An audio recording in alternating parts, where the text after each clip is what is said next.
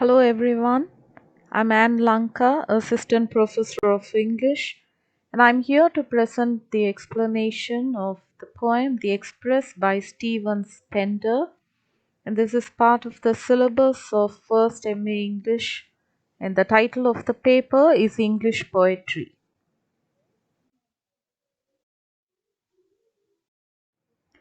Stephen Spender, a poet and critic, was born in London in 1909. He was a member of the generation of British poets who became famous in the 1930s, and they're sometimes referred to as the Oxford poets, and they include great poets like W.H. Auden, Christopher Isherwood, Louis, and Louis MacNeice.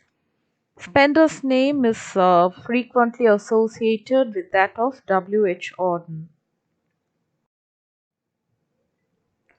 Spender is well known as a poet, novelist, and essayist, and he has published numerous books of poetry, and some of the titles are Dolphins, published in 1994, collected poems between 1928 and 1985, The Generous Days in 1971, Poems of Dedication 1946, and The Still Center in 1939. His works mostly focused on the themes of social injustice and class struggle. In 1965, he was appointed U.S. Poet Laureate Consultant in Poetry to the Library of Congress. He died at the ripe old age of 86 in London of a heart attack in 1995. The poem The Express that we are focusing on now was published in Spender's collection of poems titled The Still Center. It's a modern romantic poem as opposed to the traditional romantic poem, whereas traditional romanticism glorified nature.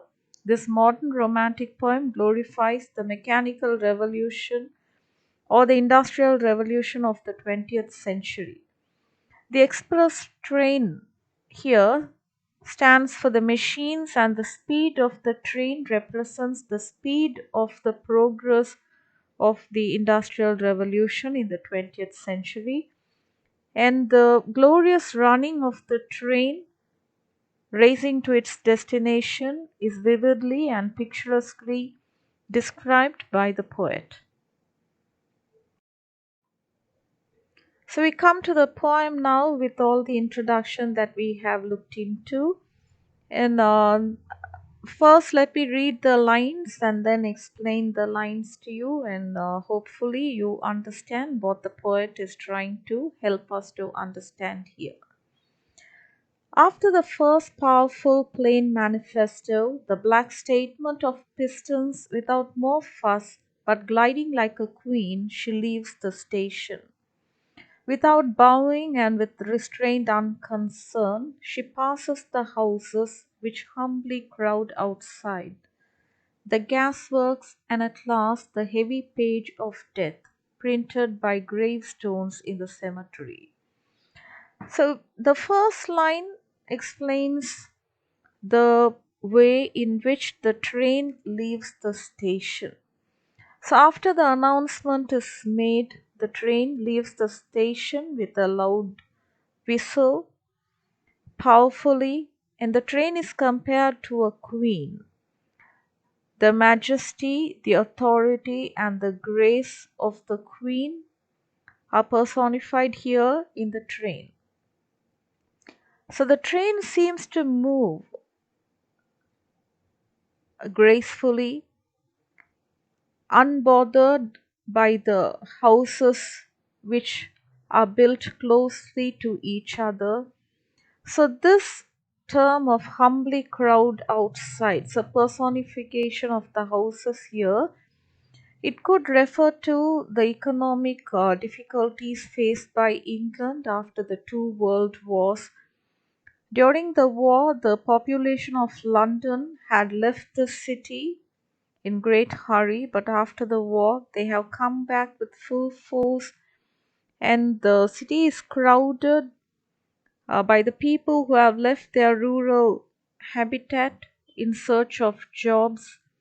So, this could be a reference to the houses which are closely built to each other, the gasworks, and at last the heavy page of death. So, the train passes the houses in the city, the factories, and the companies, and then it reaches the heavy page of death, which is a reference to a cemetery where one can see the gravestones of the tombs there, and they seem to remind the reader of the heavy loss incurred during the world wars.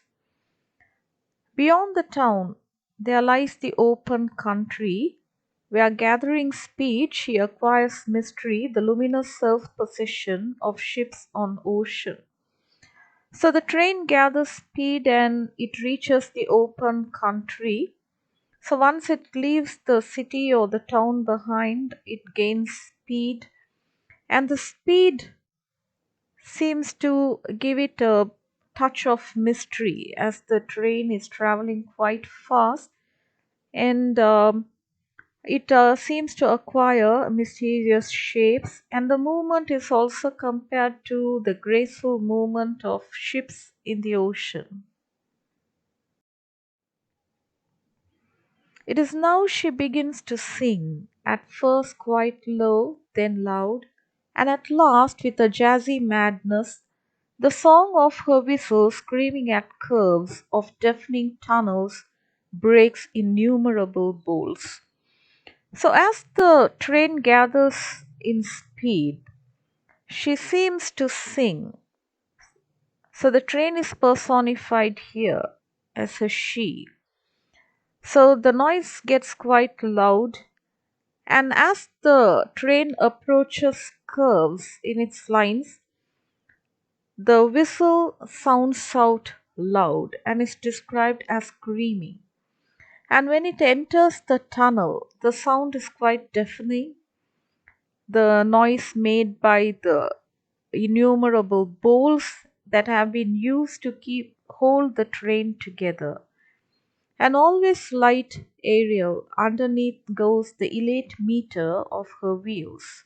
Steaming through metal landscape on her lines, she plunges new eras of wild happiness, where speed throws up strange shapes, broad curves, and parallels clean like the steel of guns.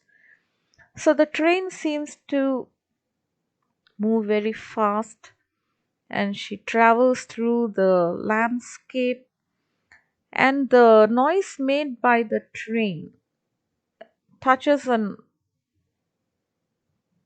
a feeling of happiness. So the train seems to be moving very happily and cheerfully, and the speed conjures up strange shapes as the train moves really fast.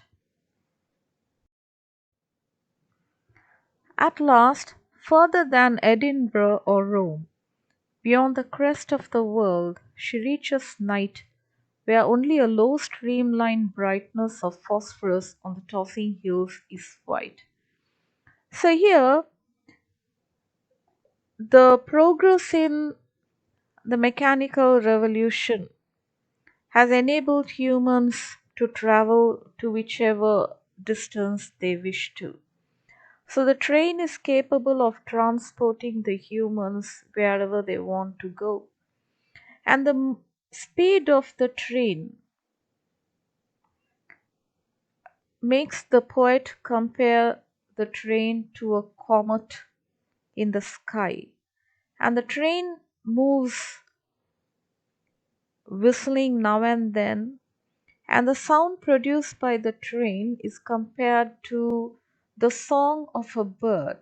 And the poet feels that no bird's song can never be compared to that of the sound created by the movement of the train. And the poet seems to glorify the sound made by the train over that of a bird. So, this is quite contrary to what our nature poets of the traditional romanticism really expressed in their poems.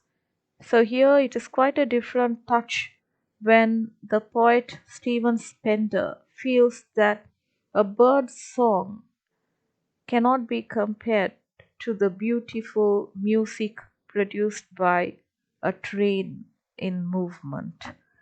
So thank you for listening. And here I have given you the different sites that I have referred to prepare this presentation. I am really thankful for all these sources available to us on the internet. I hope you found this useful. So we'll meet again in another video. Thank you.